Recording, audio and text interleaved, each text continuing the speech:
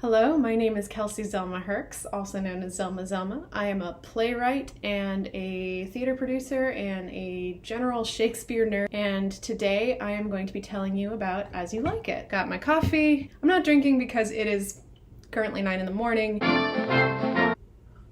Okay, As You Like It. We start the play with our love interest, Orlando. He's like chopping wood or something, and he's talking to the old man, Adam, who I think is a family manservant or something. Orlando is saying how much it sucks that his brother isn't providing him with an education, even though their dad very clearly asked him to do so upon his deathbed. Very Jane Austen, very Sense and Sensibility. He's being raised like a servant, even though he has the blood of a nobleman. His brother Oliver comes on stage briefly to reiterate how much of an asshole he is and how much he hates Orlando, and how much he is not going to hand over his inheritance. This, shouldn't be legal in this time period unless there's some sort of illegitimate birth situation, some sort of Jon Snow shit going on, but it's never specified because it's actually not important. And if Shakespeare was good at one thing, it was economy of storytelling. If it's not important, it's not in the play because no one cares. So Orlando decides to participate in some wrestling match that's happening at court. Don't worry about it, there's a wrestling match happening at court. Orlando decides to participate so that Senpai will notice him, so the Duke will notice him. Step 1,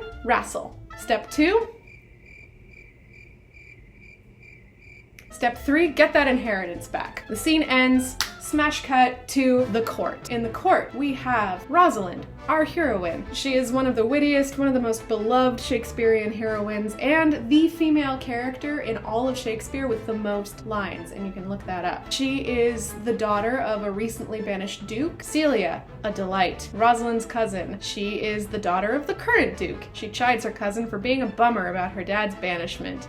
Sounds rude, but she's really just trying to make Rosalind feel better and doesn't know how. We have Touchstone, the clown. One of my favorite clowns, the fuckboy clown. I love him. I kind of want to play him. But in researching this, I have noticed that he doesn't really affect the plot that much, and he's also neck and neck with Feste for the biggest jerk award among Shakespeare clowns. We have the evil Duke, who banished Rosalind's dad. He sucks. That's all you need to know about him. We have Oliver. We've met him before. He's Orlando's brother, who hates him for some reason. Don't worry about it. He's a little bit of a try-hard though, and it seems like the pressure of court really gets to him. He's not irredeemable. We have Charles the wrestler. He's just like a really good wrestler, if maybe a little over-aggressive. Hey buddy.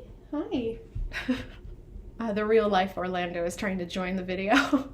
Yeah, Charles. Apparently he has been known to kill or maim his opponents. Troubling. We have Lebeau. He is literally so unimportant to the story. He delivers a little exposition. He's stereotypically effeminate and French, and whoever plays him gets to milk the shit out of it. I only kept him in so that all of you who have played Lebeau get to have a high five. Okay, wrestling match. Rosalind has heard that Charles the wrestler is a little murdery, and she sees Orlando, this adorable twink, about to fight with him, and she's like, oh no, oh buddy, this guy's gonna snap you like a goddamn glow stick. You cannot fight this man. And Orlando's like, okay, kind of rude, but you should have some faith in me. Fight happens, Orlando wins. The Duke is disappointingly rude to him because he didn't like Orlando and Oliver's dad very much, and he's embarrassed about this because that's how fragile men in power are. Most of the court leaves, and then Rosalind and Orlando have a scene together. She is hot and bothered by his display of physical prowess. He is flustered because she is clearly out of his league, and the two part ways. Next important thing, the evil Duke banishes Rosalind on pain of death for very petty reasons. So she and Celia run away, with Rosalind dressed as a boy so they don't. Well, the line is, beauty provoketh thieves sooner than gold, so the stakes are high. They also bring Touchstone the clown, presumably because Shakespeare was contractually obligated to give Robert Armin a set amount of stage time. Separately, the evil Duke puts a hit out on Orlando, so he and the old man Adam that he was grousing at in the first scene also run away, and now, boom, we are all in the forest. Okay, so, in the forest, we have Duke Sr. He's acting out his hippie fantasy with his friends. He's just really reconnecting with the earth, man, you know? We have Amiens, who sings songs. This character is responsible for either some of the greatest moments of the play or the most painfully cringy, depending entirely on who you cast. We have Jaques, our resident goth kid, and the second clown of the play. He's funny because he does not know he's a clown. He has the all the world's a stage piece. And then we have the actual denizens of the country, you know, the people that lived there before any of the rich people arrived. We have Corin, older guy, simple farmer type, first person they meet in the forest. Rosalind immediately becomes his landlord. I really hope they gave him a break on rent because he seemed really hard up when they first met him. But after he's introduced, he's mostly just there to put up with touchstone shit. We have Silvius, the sad farmer who is in love with Phoebe. We have Phoebe, a shepherdess who is decidedly not in love with Silvius. We have Audrey, a sexy goat herder, and Adam, the old man who accompanied Orlando and dies almost immediately upon arrival. So, they're all in the forest now, minus Adam.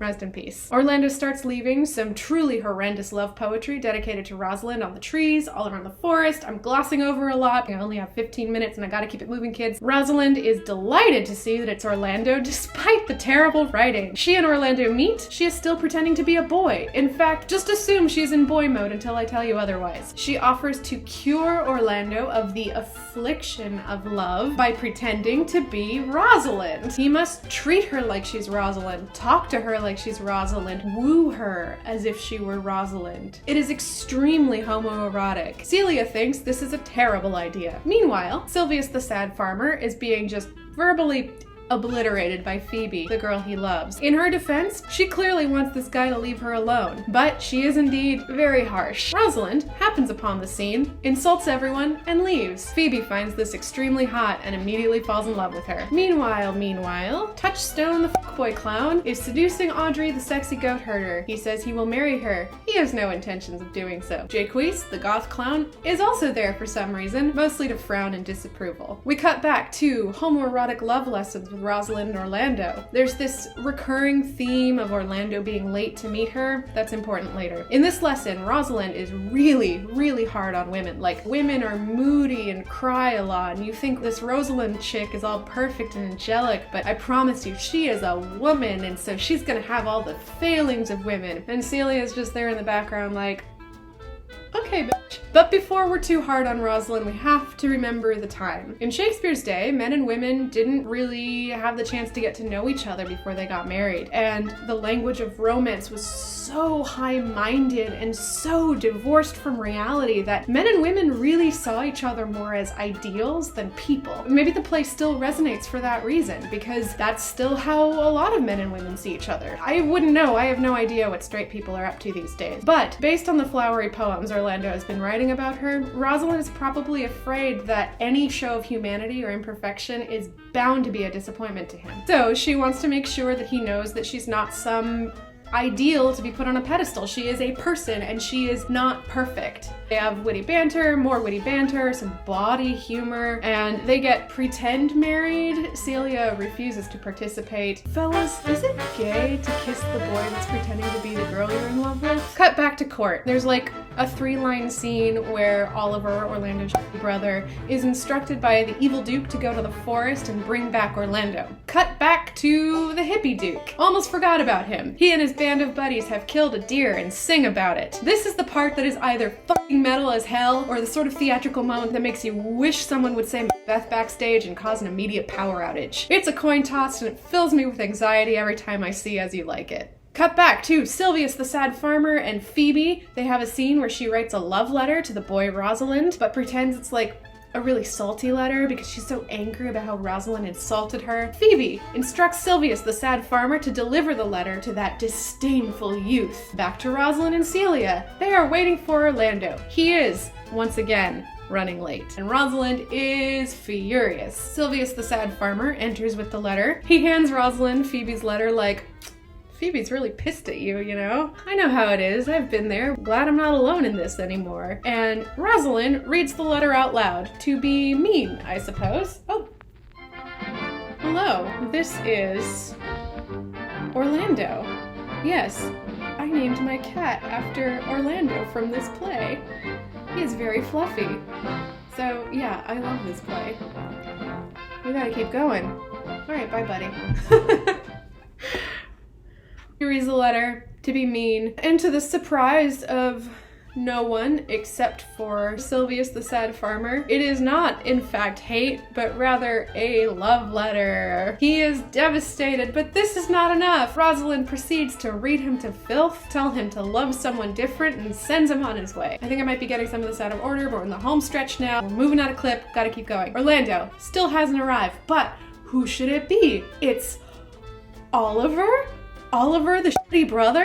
Immediately, we can tell that something about him is different. He is softer somehow. Some sort of transformation has occurred off stage, almost like the forest itself changes a person. He tells them that Orlando is late because he rescued his brother from a snake and then a lioness, and that brother is me. Like, okay, yeah, we could have guessed that. Anyway, to prove the lioness story was true, which I'm just saying that if Orlando was already running late, I think Rosalind would have done worse to him. But no, it really happened. This wild ass snake and then lion story did actually happen, and Orlando got injured. Okay, and to prove it, Oliver was sent to find boy Rosalind and give him a bloody handkerchief. She sees it, she faints at the sight of the blood. Oliver is suspicious because men don't faint, and Celia helps her out and everyone exits. We go back to Touchstone the fuckboy clown. He's still cavorting with Audrey, the sexy goat herd. Something happens with a guy she was engaged to. It's kind of a blur, but what's important is that Touchstone finds himself more entwined with Audrey, and she is more certain than ever that he will marry her.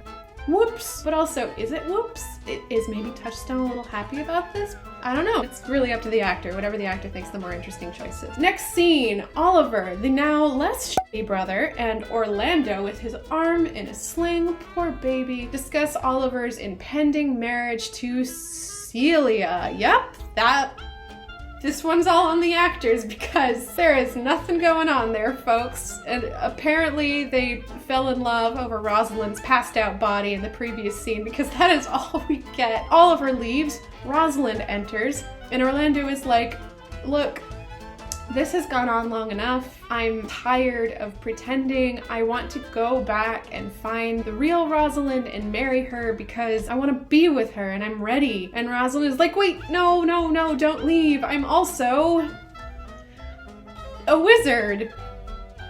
And I can bring you Rosalind. And if you want to marry her at Celia and Oliver's wedding, you can. We never unpack that wizard thing. Orlando just kind of rolls with it, which honestly, I love in an actor. Phoebe and Silvius, the sad farmer, burst onto the scene. Phoebe is angry to be rejected. Silvius is still following Phoebe around because that's what he does. Phoebe starts crying. Silvius continues to cry, and not to be left out, Orlando starts crying. Rosalind is in the middle of all these crying people, and how she solves the problem is honestly so great. I can't paraphrase it. I just have to read it. Pray you no more of this. 'Tis like the howling of Irish wolves against the moon. I will help thee if I can. I would love thee if I could. Tomorrow, meet me all together. I will marry you if ever I marry woman, and I'll be married tomorrow. I will satisfy you if ever I satisfy man, and you shall be married tomorrow. I will content you if what pleases you contents you, and you shall be married tomorrow. As you love Rosalind, meet. As you love Phoebe, meet. And as I love no woman, I'll meet. So fare you well.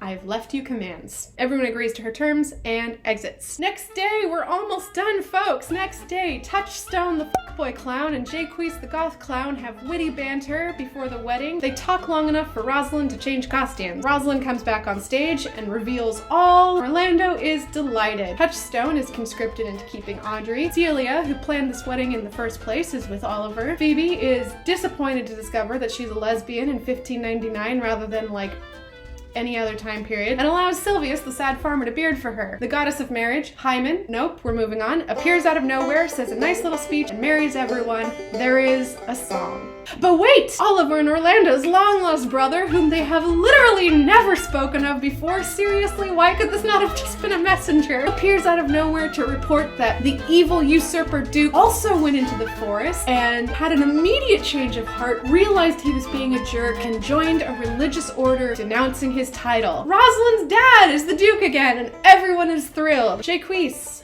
the goth clown, excuses himself from the festivities.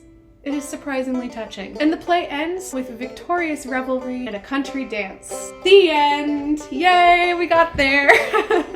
Yes, I did name my cat after the romantic hero in this play. I love this play. I would love to direct it someday. I hope you enjoyed this. Bye!